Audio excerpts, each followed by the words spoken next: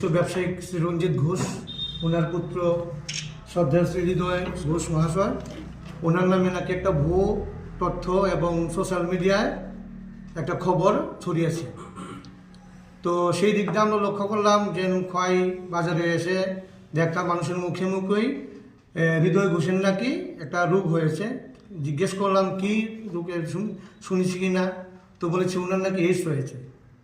তো তৎক্ষণাৎ গার্জেন তরফ থেকে জানতে পারলাম, পেরে হয় সরকারি হাসপাতাল এবং প্রাইভেটভাবে ও চিকিৎসা করা হচ্ছে, সেখানে রিপোর্ট এসেছে কোনো রোগ নেই।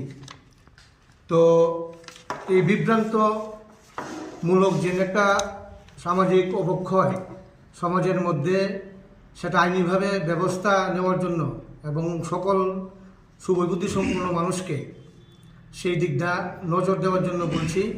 এবং বিশিষ্ট ব্যবসায়ী রঞ্জিত ঘোষ হৃদয় রেস্টুরেন্ট দু তিনটা দোকানের মালিক এবং খুব ভালোই চলছিল। তো ব্যবসার গতিতে একটা হিংসামূলক আচরণ হয়তো বা করতে পারে আমাদের একটা আন্দাজ।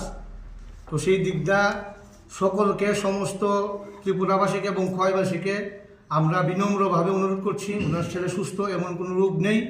ওনার দোকানে এসে আগের মতোই যাতে ব্যবসা বাণিজ্য এবং সমস্ত দিক দিয়ে খাওয়া দাওয়া করে, কোনো অসুবিধা নেই।